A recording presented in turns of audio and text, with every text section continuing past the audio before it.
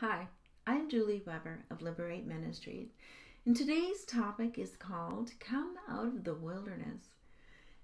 Let's unpack the Bible's interpretation of 3 points.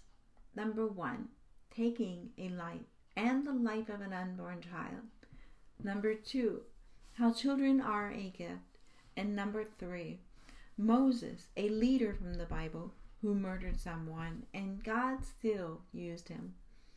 Some of today's teaching is quoted from my Lady Liberty workbook on pages 39 through 40. Number 1, the Bible's interpretation of taking a life. The Bible doesn't say literally that you should not abort your child, and it doesn't use the term abortion. However, it does say that you should not kill. Exodus 20:13 reads, "You shall not murder." The following 2 verses talk about a special spot for children in God's heart. We are warned not to hinder them or harm them. Matthew 19:14 says, "But Jesus said, 'Let the children alone, and do not hinder them from coming to me, for the kingdom of heaven belongs to such as these.'" And in Luke 17:2, "It is better for him if a millstone were hung around his neck and he were thrown into the sea, than that he would cause one of these little ones to stumble."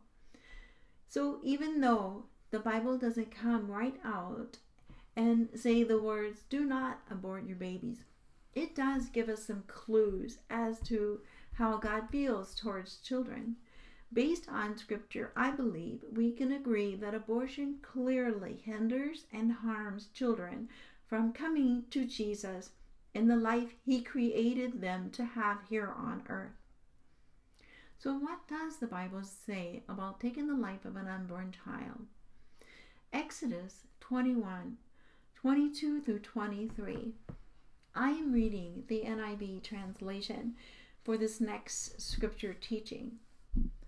"If men who are fighting hit a pregnant woman and she gives birth prematurely, but there is no serious injury, the offender must be fined whatever the woman's husband demands and the court allows. But if there is serious injury, you are to take life for life." John Piper and Arthur and Pastor gives us greater understanding on the interpretation of the above verse in his article Exodus 21:22 through 25 and abortion. He states what the NIV Bible translation of the verse implies, that the child is born alive and that the penalty of life for life, eye for eye, etc. applies to the child as well as the mother. If injury comes to the child or the mother, there will not just be a fine, but life for life, eye for eye, etc. The interpretation gives the unborn child the same rights under the law as his or her mother. To summarize, if the unborn child dies as a result of the fight, the penalty is the life of the one causing the death. For further study of the context of this verse, read the entire article by John Piper on the website information attached to this video. Number 2, how children are a gift. Psalm 127:3 through 5. "Behold, children are a gift of the Lord. The fruit of the womb is a reward. Like arrows in the hand of a warrior, so are the children of one's youth. How blessed is the man whose quiver is full of them. They will not be ashamed." The verse above highlights some serious consequences of abortion. First, by aborting, we destroy the gift that God gave us personally. The verse describes children as a reward. It is sad when you think that the Creator of the universe has given us a personal gift of a child, but we choose to destroy the gift through abortion. The verse also talks about how important children are to us when it says they are like arrows in the hand of a warrior. We all know that a warrior without his arrows is ineffective and incomplete. In addition, the verse talks about how it is a blessing to have many children. So when we reduce the number of children that we give birth to through abortion, we also reduce the blessing that we could have received from those children. Finally, having many children blesses us and will keep us from being ashamed. In Bible days, it was especially shameful for women who were unable to have children. Even today, the same can be true.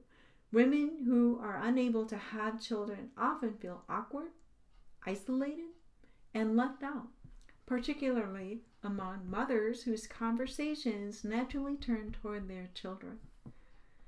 You may feel that the way you conceived your children was a mistake. Wrong man, wrong time, wrong circumstances, just wrong. The circumstances may not have been right, but know this, there is no such thing as a mistaken child. Children are a gift from the Lord. He was prepared to give you the gift of a child regardless of the way you conceived. What was unplanned for you was not a surprise to the Lord.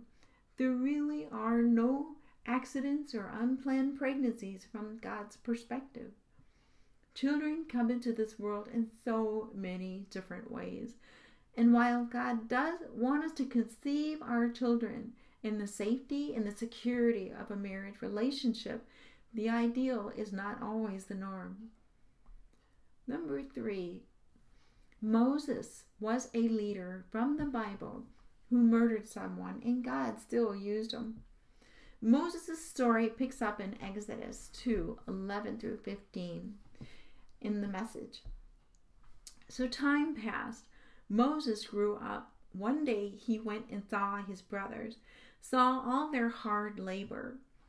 Then he saw an Egyptian hit a Hebrew, one of his relatives. He looked this way and then that. When he realized there was no one in sight, he killed the Egyptian and buried him in the sand. The next day he went out there again. 2 Hebrew men were fighting. He spoke to the man who started it. "Why are you hitting your neighbor?" And the man shot back, "Who do you think you are, telling us what to do? Are you going to kill me the way you killed the Egyptian?" Then Moses panicked. Word's gotten out. People know about this. Pharaoh heard about it and tried to kill Moses, but Moses got away to the land of Midian, and he sat down by a well. Moses' story resonates with me the most. He murders a man in broad daylight, panics, and is so ashamed he runs away. If you read the rest of his story into the next few chapters, he ends up being in Midian, the wilderness, for 40 years. When he meets God at Horeb, the mountain of God, God asks him to deliver the Israelites out of bondage in Egypt. Moses questions God, asking, "Why me? I'm not a good speaker.